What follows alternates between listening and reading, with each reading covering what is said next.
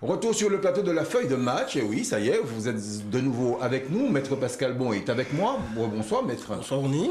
Patrice Basile est également présent sur ce plateau. Bonsoir, Patrice. Bonsoir, Ronny. Et puis nous allons retrouver, nous allons suivre les péripéties de notre ami Guillaume Michaud tout à l'heure. On l'a quitté du côté de l'aéroport Paul Caraïbe. Il devait prendre l'avion pour Miami. Voilà, c'était le cadeau que nous lui avons fait pour avoir trouvé encore une fois ce 13/14 le week-end dernier. On va poursuivre la descente de la grille, une descente pas très facile puisqu'on va rentrer dans des matchs un peu compliqués. Saint-Étienne, Clermont, c'est le match numéro 5 de cette grille numéro 74 du Paris Sport Loto-Foot 15. Regardez l'historique des rencontres entre les deux formations. 4 victoires pour les Verts, 3 matchs gagnés par Clermont et 3 matchs nuls. Mais il faut savoir que ce sont essentiellement des matchs de Ligue 2 ou encore des matchs de préparation. D'ailleurs, le dernier d'entre eux, c'était donc en amical et en juillet dernier, les Clermontois l'avaient emporté face aux Verts.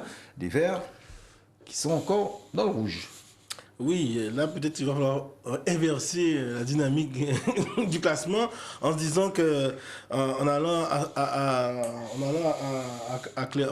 en recevant Clermont, Saint-Étienne ira cette fois-ci chercher la première victoire après des matchs nuls qui sont encourageants avec un caserie, avec cette espèce. On sent qu'il y a quelque chose, on sent qu'il y a du jeu, mais voilà, le classement est dur et voilà, est difficile. Donc je pense qu'à domicile, même si on sait, on l'a dit, on a un entraîneur de Clermont qui nous fait plaisir parce qu'il met en place depuis cette année.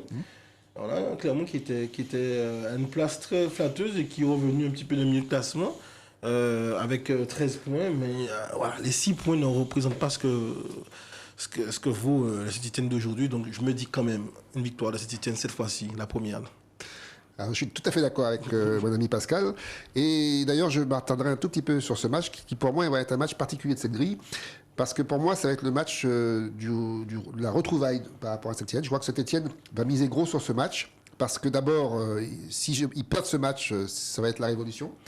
Je constate que les joueurs n'ont pas lâché leur entraîneur, contrairement aux supporters. Je constate que les derniers matchs ont été vraiment faits à l'arrache.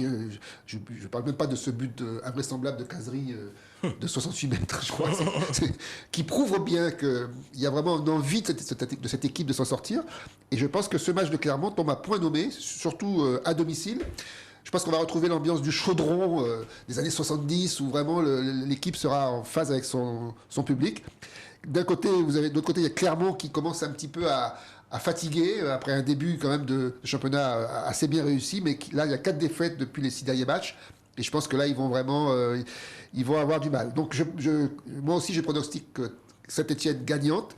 Et je pense que Cazerie et Bouanga notamment seront les 2 fers de lance de l'équipe. Et qu'est-ce qu'il en pense notre ami Guillaume Michaud de ce match entre Saint-Étienne et Clermont? On va écouter Guillaume. On peut s'attendre à des Stéphanois un peu remontés. Je pense qu'ils auront une réaction d'orgueil sur ce match-là. Donc je vais gagner à domicile. Donc un pour moi. Embarqué. On le suit à la trace. Allez, match suivant, match numéro 6 qui nous emmène en Bretagne. C'est le derby breton entre Lorient et Brest. Lorient qui reste sur 2 victoires d'affilée dans ce derby. Jamais 203, Maître Pascal Bon. Encore un match compliqué. Et c'est sur ce match-là que j'ai pris le risque de la grille. Je me suis dit, allez, je reste imprégné de ce match plutôt abouti. Voilà, c'est ce qu'on peut dire avec vraiment 2 beaux buts face à un Cador. Donc je me dis, si on peut le faire contre Monaco, un Lorient qui est un peu moribond en ce moment, même si dans les confrontations directes, c'est avantage à Lorient, je vois bien, allez, un hold-up de Brest à Lorient. Et encore une fois, je suis de l'avis de Pascal. On peut voir aussi l'historique pendant qu'on parle. Ce serait également bien qu'on voit l'historique des rencontres entre Lorient et Brest. Ça aussi, c'est important pour que les téléspectateurs se fassent leur propre avis sur cette confrontation entre les Brestois et les Lorientais. Regardez bien, il y a eu 32 confrontations, 15 victoires pour Lorient, 9 pour Brest et il y a eu 8 matchs nuls. Avec ça, on peut tranquillement faire sa petite grille. Surtout que c'est un derby, et pas n'importe quel derby, hein, c'est vraiment un derby breton de pure souche. Alors d'un côté, effectivement, il y a Lorient, il y a peut-être quelques semaines, j'aurais pronostiqué Lorient, parce que Lorient était une équipe qui marchait bien, et puis finalement, elle commence à patiner de plus en plus. Elle joue un petit peu mieux chez elle, mais perd systématiquement à l'extérieur, donc c'est ce qui a fait qu'ils se retrouvent aujourd'hui 13e.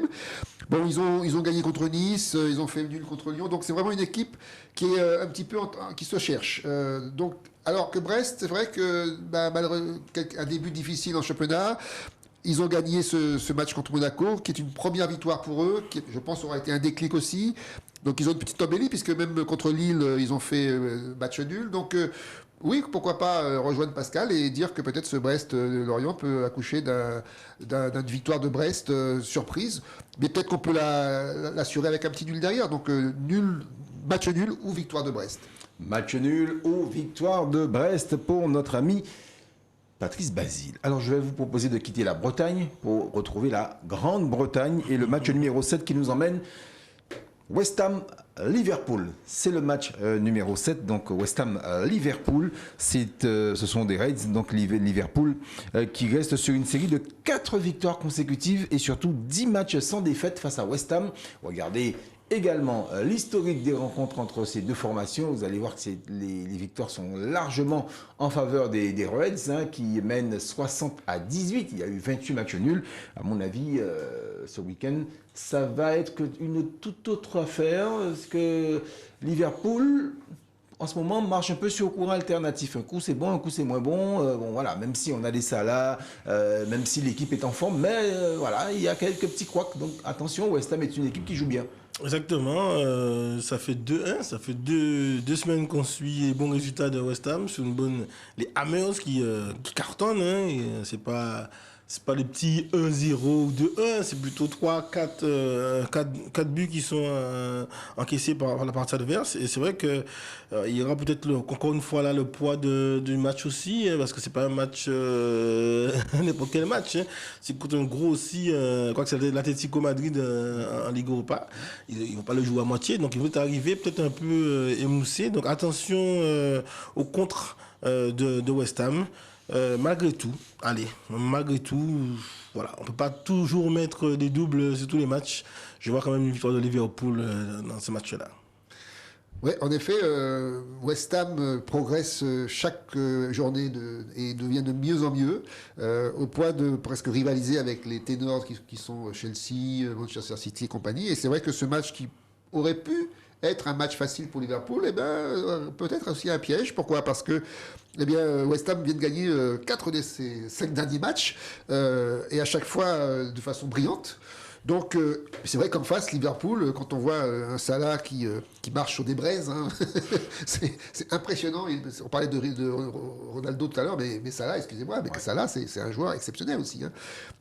Et donc, quand on a des Salah, des Firmino dans l'équipe, c'est normal qu'on soit invaincu, puisque Liverpool est invaincu depuis le début du championnat. Donc, a priori, je pourrais quand même donner une préférence à Liverpool sur ce match, mais ça va être un super match, j'aimerais bien le voir complètement, parce que ça promet. Guillaume Michaud, on va retrouver son pronostic justement sur ce West Ham Story. Guillaume Michaud. Salut à tous, donc pour le prochain match West Ham-Liverpool, grosse confrontation de Première Ligue avec des équipes qui fonctionnent vraiment bien en ce moment. Même si Liverpool a eu un match nul sur la dernière rencontre, je pense qu'ils vont pouvoir proposer une opposition assez sérieuse à West Ham. Donc je mettrai soit une victoire de West Ham, soit une victoire de Liverpool dans ce prochain match. Merci Guillaume, on a bien compris là qu'il est arrivé à Miami, c'est bon, ouais, on a vu les taxis. Il y a les caps jaunes. On a bien vu également qu'il est à l'aéroport international de Miami, notre ami Guillaume Michaud. Le match suivant, match numéro 8 entre Arsenal et Watford. Les Gunners qui sont invaincus depuis 5 rencontres face à Watford, mais les Gunners qui sont bien également, Patrice, hein, ça va beaucoup mieux pour Arsenal. En effet, après un début de championnat poussif, j'ai l'impression qu'ils ont su trouver une petite régularité, puisque ça fait quand même 9 matchs qui sont sans défaite depuis leur fessée contre Manchester City, là, où ça a été chaud pour eux. Et c'est vrai que autant Aubameyang que Lacazette retrouvent un peu de leur allant. Voilà, c'est une équipe qui a trouvé enfin une manière de jouer efficace. Et puis, en face, malheureusement, on a un Watford qui est un peu dans le problème en ce moment, hein, puisqu'ils ont beaucoup d'absents déjà.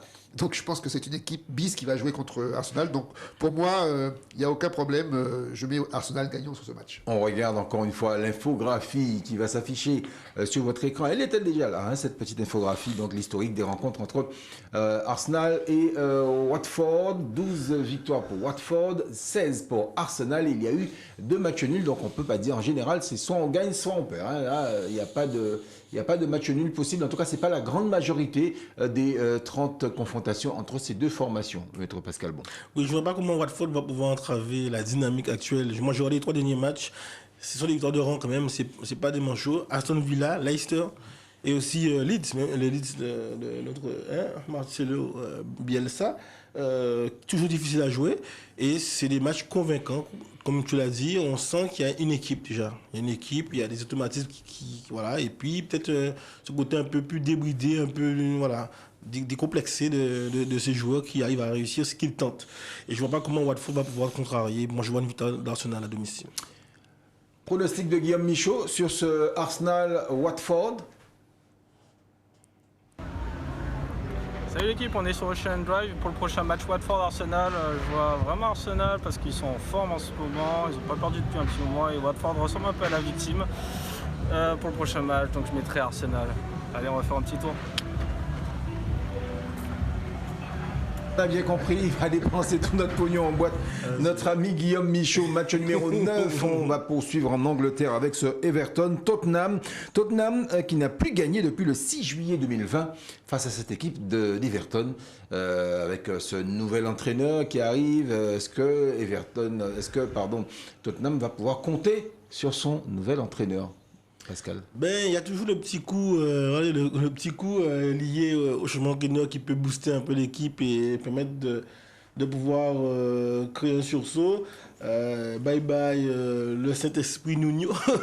Est-ce qu'on peut voir également, pendant que Pascal est en train de parler, mais est-ce qu'on peut avoir l'infographie justement, voilà, c'est vrai que je trouve que Everton n'est pas si facile à jouer quand même. Hein. C'est une équipe quand même coriace.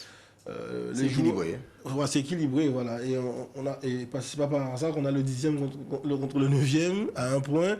Mais on peut dire, voilà, prime à celui qui arrive, on lui fait un petit cadeau, on lui fait une arrivée, et c'est pas n'importe qui. Vous avez vu à quelle classe on a présenté, on aurait dit une star on aurait dit un peintre ou un chanteur, Antonio Conte, qui vient sous les bancs, donc avec les certitudes. On connaît aussi sa capacité à pouvoir galvaniser les équipes à long terme et à court terme. Donc je vois quand même une victoire de Tottenham à l'extérieur. Oui, c'est le 10e contre le 9e. C'est un match qui va être de toute façon très, très compliqué. Alors, malheureusement pour Tottenham, en ce moment, toutes les équipes qui vont jouer contre cette équipe-là se disent « Ah chouette, on va prendre 3 points. » C'est un peu le problème. Le truc. Un distributeur automatique de points. C'est ça. Et c'est vrai que le changement d'entraîneur, je ne sais pas s'il va être si efficace que ça, parce que là, vraiment, c'est un problème de l'équipe qui... j'ai l'impression, n'a plus d'âme, à l'image de Kane qui traîne son blues sur le terrain. Apparemment, depuis le début de l'année, il n'a pas digéré son transfert avorté. Et il y a Lucas qui a maintenant un petit peu est rentré dans le rang. Il y a Son qui fait ce qu'il peut. Donc vraiment, c'est une équipe, pour moi, qui a vraiment un problème, qui est malade, tout simplement. Et aller jouer à Everton, c'est pas un cadeau. Donc, pour moi, c'est soit un match nul, soit une victoire d'Everton, mais je ne vois pas Tottenham réagir, à moins vraiment que Conte, le nouveau entraîneur, ait trouvé la formule magique, mais ça va être compliqué. Guillaume Michaud, qu'on va retrouver, il était du côté d'Ocean Drive tout à l'heure à Miami. Est-ce qu'il a son pronostic pour Everton-Tottenham? On me dit que oui. Concernant cette affiche de Première Ligue entre Tottenham et Everton, je m'attends à du lourd, franchement, avec Conte qui vient d'arriver sur le banc de Tottenham. Et je m'attends aussi à une réaction d'orgueil de leur part, donc je vois victorieux sur ce match, victoire de Tottenham. Merci Guillaume, victoire de Tottenham également pour Guillaume Michaud, on va le savoir, en tout cas on le verra bien évidemment, on va voir ça tout simplement. À la fin de l'émission, on saura qui a eu raison, parce que le synthé bien évidemment va tout synthétisé et on aura une belle synthèse qu'on va vous proposer en fin d'émission. Ça y est, c'est déjà l'heure de la pause, mais je ne marquerai pas de pause avant de vous avoir dit que nous avons maintenant, vous pouvez déjà désormais nous retrouver également sur l'application La Feuille de Match. Et oui, que vous allez télécharger sur iOS ou encore sur Android. Elle est donc désormais disponible et toutes les informations que nous vous distillons au cours de l'émission, eh bien vous les retrouvez sur votre smartphone. Donc ça aussi, c'est très important. Oui, vous allez télécharger l'application Feuille de Match et je vous invite à le faire tout de suite. Et puis on va vérifier ça avec vous tout à l'heure lorsque nous reviendrons ici même sur ce plateau. À tout de suite.